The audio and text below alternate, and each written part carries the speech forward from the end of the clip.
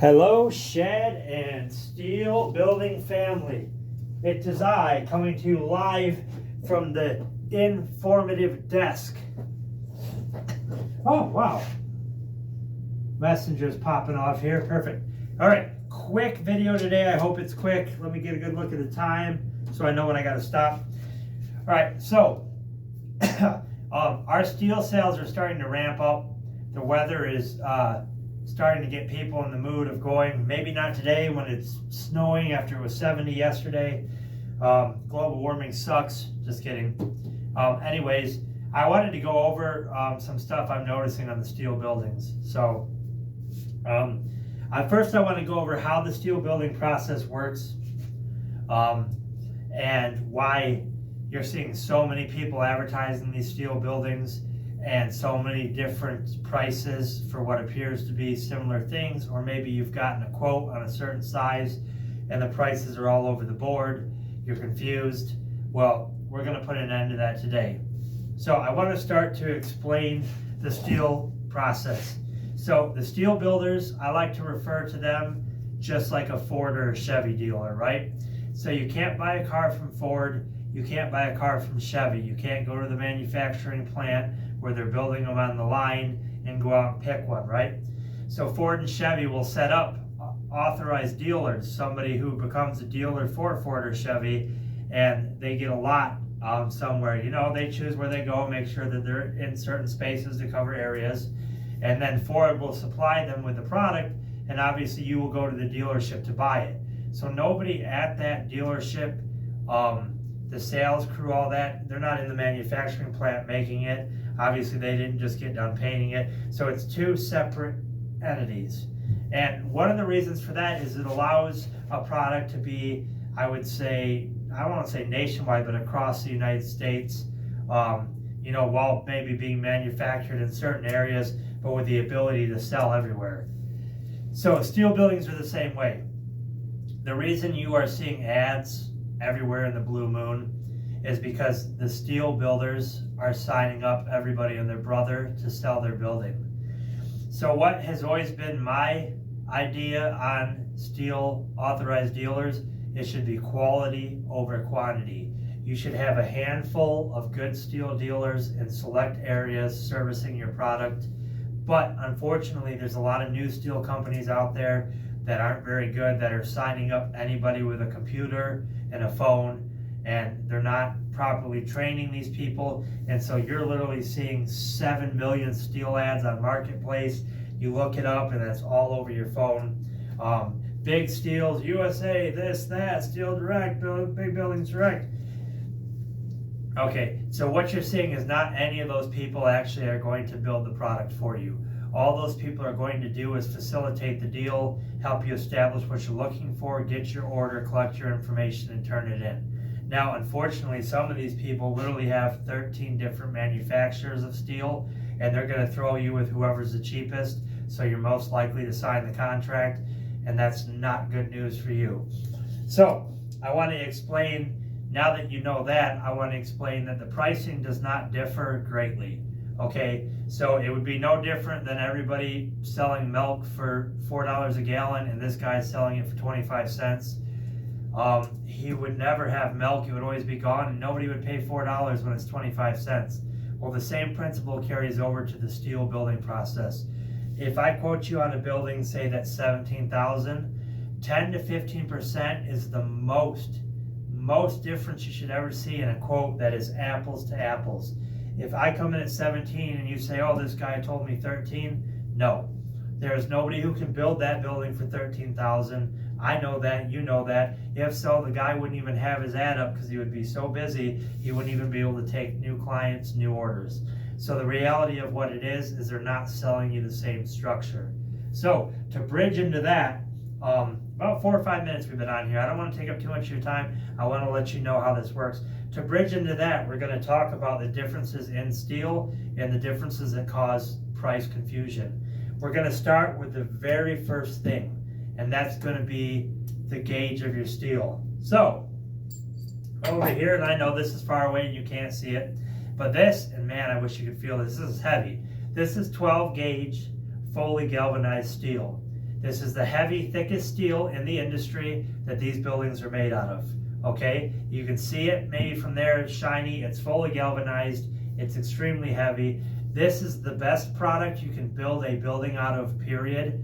It carries a 20-year rust warranty because your framing and your trussing and your rail on the bottom is going to be all 12 gauge. Sometimes when your building's tall, you'll have double 12 gauge. Just pretend this is 12 gauge. You'll have double 12 gauge legs. So 12 gauge is definitely a way to go. It is not a lot more expensive to go 12/14, especially not for the quality and the longevity of the warranty you're getting. Okay, 14 gauge may be good for grandma's carport in Florida, but you don't want it here anywhere in the Midwest, anywhere in the snow belt, anywhere in temperamental weather. It is non-galvanized. It only carries a 1-year warranty against rust, okay? So, one confusion is people don't understand. So, they think 14 is bigger than 12. Well, if you're talking about dollars in your wallet, 14 is more than 12. But with steel, the lower the number, the thicker the gauge. And I'm going to try to bring these over here and let you take a look real quick. And I'm sorry, I can't see what you're seeing. I'm going to try to view into the phone. Okay, so you can see right here, this is 12 gauge. And maybe you can see how much thicker it is. This kind of looks thin like paper. This is thicker. So this is a 12 gauge. It's fully galvanized, great heavy product. And this is a 14 gauge ungalvanized. So I would say on average, using this could be anywhere from $700 to $2 grand more. Money beyond well spent. All right. The next one is your roof style. So, thank God. God, man, I'm out of shape. Gotta stop chugging these Cokes. Thank God I'm not seeing a lot of the standard roof anymore. The standard roof is that rolled rounded roof, right? Like this, and it hangs down a little bit. It's got horizontal panels to disperse water and snow, which is terrible. I don't see a lot of that. You would never in your life want a standard roof, but I do see that a lot of people have phased out even offering that. The next step is an A-frame roof. So in the industry, there's a 95% chance without paying an upcharge, you're going to get a 312 pitch or a 412 pitch A-frame vertical roof. So amongst those pitches, sometimes in these ads, it'll say A-frame roof. Well, the reason that is important to basically expand upon is because it could be A-frame horizontal or A-frame vertical. So you never want a horizontal roof. You want to make sure you always get A-frame vertical. There's purlins and gouts under there. It's vertical. It disperses your water and snow. So that's another cause in the price variance is, are you getting an A-frame roof and are you getting an A-frame vertical? So just taking away from the 12 to the 14 and the A-frame vertical to the A-frame horizontal, we're talking anywhere from $1,500 to $2,500 already. So you're starting to see it may be the same size, it may look the same, but it's not the same building that you're getting, right? Horizontal, vertical. That's why I say when you compare apples to apples. Now, a lot of the other things are what we call add-ons. For instance, any of the roll-up doors, we always quote you with a header seal. So a header seal is what goes above that roll-up door, and if you can think of a roll-up door, it rolls up inside of itself. So when it's open, you kind of have that big, I guess you would almost call it like a pen like this, like a big circular area up there. And then when you pull it down, you just basically, it's all expanded out and you just have the bar and the tension wheels. So above that is a header seal. So if it was bright and sunny outside and you had your building fully closed without a header seal, light would be seeping through there, probably, as well as water, bugs, climbing rodents, little birds, who knows. So we always include a header seal in our quote, which I feel is very important. Obviously, we offer overhead doors too, which that's not going to be an issue. But on the roll-up door, we always recommend a header seal. The other thing that changes the price is your walk-in door. Give me 1 second, guys. All right, thought I heard a customer. They're more important, or they're the most important. So your walk-in door. Okay, 99% of us know the walk-in door. We know it's a steel building by that. No offense if you have one. No offense if you're getting one. I call it that stupid triangle door. It's got that silly triangle in the middle of the door, or the half circle. Those are pressed fiberglass or RV doors. I could trip and hit that locked, and I'm blowing through it with my shoulder. Those doors are absolutely not secure. They're not good quality, and they're not recommended. Hey, if you want one, that's fine with us. I'm not discouraging buying that. I'm just letting you know the ins and outs of the buildings. So if you're an authorized steel dealer and they're paying you 5-6% commission, talking somebody up to a $400 more door is what, $2? I don't know. $20. It's not a lot. So there's not a lot of incentive to give you these things when you're not the one that's getting the check at the end of the day. So I'm being honest with you. The solid steel doors that we quote in our buildings are amazing. They are pure steel. You are not getting in there. You can feel safe and secure locking them up, especially if it's a place that you're not around all the time, like up north or a lake house. You definitely want a steel door. A little bit of investment for the long term. You're going to have this building hopefully forever. So it's okay to put a little bit of money into it in places that help, like that header seal, like upgrading from that RV door to the steel door. Next would be colored screws. So if you do a wide span building over 30 feet, colored screws are included at cost. But when you see these prices that these people are advertising, about 95% of them don't include colored screws. So what colored screws are exactly what it sounds like. They are painted to match the panel so that when they are in this, when the panel is in here and they screw it to the panel, it will match the metal on the outside and you won't see it. So color match screws are normally anywhere from 100 to 500 depending on the size of your building. Not necessary at all. They do not provide a benefit other than aesthetics. I personally love color match screws. Otherwise you have those galvanized ones and when the sun hits it you can just see them. If you're looking to save some money, color match screws is definitely not something you need. However, for the small fee up front, the longevity or the aesthetics of the building, we always recommend color match screws. However, you don't have to get those. Thank you, Messenger. It's been going off today, and I will get to that. And thank you to the people who are seeing this from Messenger. So those are the big ones. Header seals, steel door. I like the color match screws. Another one is the foam enclosures. So if you're not familiar, and maybe I can make you familiar,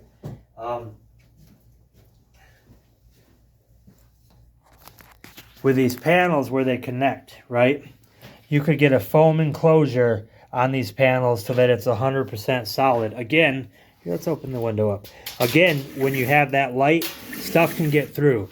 So you can see right here, this is vertical siding with color match screws. I don't know if it's going to allow me to zoom in. It is. So you see those screws right there?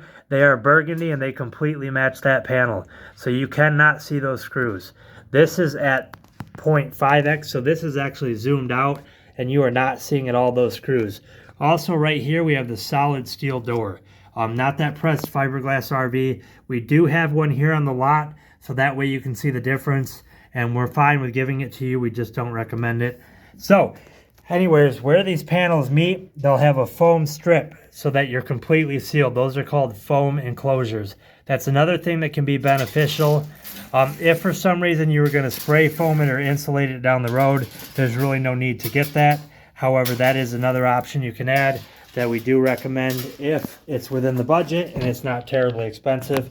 And probably the next biggest one is what we call condensate stop. So condensate stop is a moisture and vapor barrier that's built right into the panel. So for instance, all right, just as an example, let's pretend that this is your panel from the factory. What they'll do is they'll actually apply the moisture barrier to the back of this panel at the factory. So when they come out with all your panels for your building, it already has a condensate stop on it. Normally that's only something you put on the roof. So as we all know, metal creates moisture, it sweats. Heck, it was just 70 and now it's 20. So, you know, that change in temperature, that condensate stop will actually absorb that and prevent any drippage or leakage onto your possessions within the building. Okay, so regardless of whether you do wood or steel, you're probably going to have metal roofs and metal siding, right? Steel's a better product than wood for the outside of the building.